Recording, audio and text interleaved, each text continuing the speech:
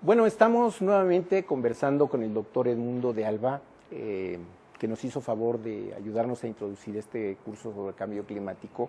Y bueno, hoy tenemos una pregunta en particular, creo yo, interesante que hacerte, Edmundo. Se habla mucho de qué va a pasar cuando el futuro nos alcance, ¿no?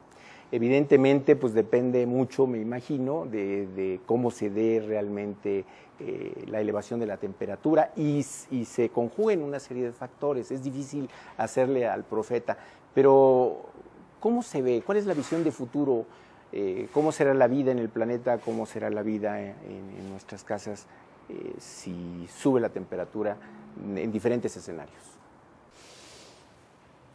Como tú dices, las bolas de cristal normalmente están neblinosas, pero sí hay cosas que sabemos y que podemos asociar a los distintos niveles de crecimiento de la temperatura. Con 1 grado, como comentamos ya, algunas especies empiezan a sentir el cambio. Con 2 grados, esos cambios se agudizan. Entonces empieza a haber lugares en donde el peligro de catástrofes puede ser grande. Pero no es una catástrofe a nivel global. Es por ello que varios países del mundo están proponiendo que hagamos las cosas de tal manera que nos aseguremos el no pasar de 2 grados de incremento en la temperatura. Con 2 grados, las afectaciones a la disponibilidad de agua en algunos lugares del mundo, México incluido,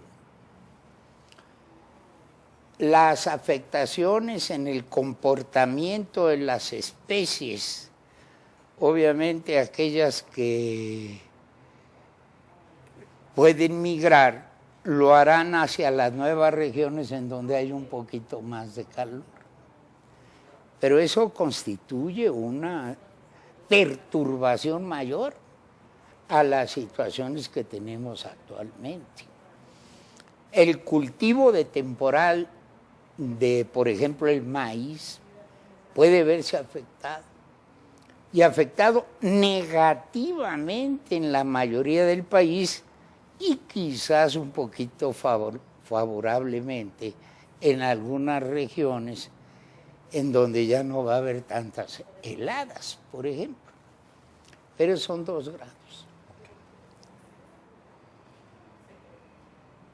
Si seguimos subiendo la temperatura, algunos fenómenos que ya estamos empezando a ver, como por ejemplo, lugares en donde no llegaban determinado número de mosquitos, más bien asociados a temperaturas altas, pues van a seguir subiendo esos mosquitos y afectando poblaciones que antes no estaban afectadas. Es el caso del dengue, por ejemplo. Exactamente, y del paludismo. Consecuentemente, esos efectos directos sobre la salud humana ya se empiezan a notar. Has mencionado uno de los problemas que están apareciendo en nuestro país en forma que no lo había hecho antes, y en lugares en donde se desconocía ese tipo de enfermedad. Pero si seguimos subiendo, entonces ya empiezan las cosas muy en serio. Aquellas regiones que de alguna manera se vieron beneficiadas van a ser afectadas. Y puede empezar a haber un pronunciamiento de los fenómenos que ya hemos mencionado, como el derretimiento de los glaciales. Y yo me imagino la enorme desgracia que ojalá y nunca suceda, si empieza a fallar el abasto de agua de los Himalayas a las regiones más pobladas del planeta. 3.000 millones de gentes sin agua. Es algo que verdaderamente no es posible que permitamos colectivamente que suceda.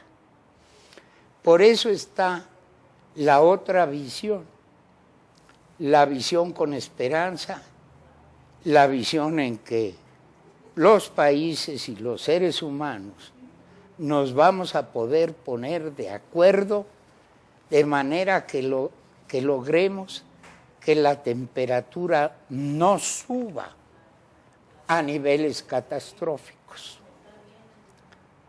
En la mente de muchas gentes está la famosa película Un día después.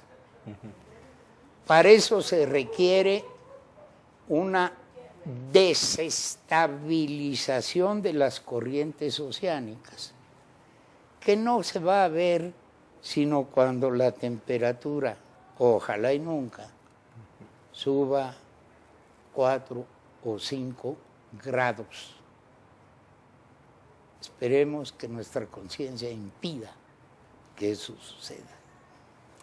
Muchas gracias, doctor. Como siempre, pues muy amena tu conversación y bueno, te vamos a volver a molestar más adelante. Será un placer, mi estimado Salvador. Gracias.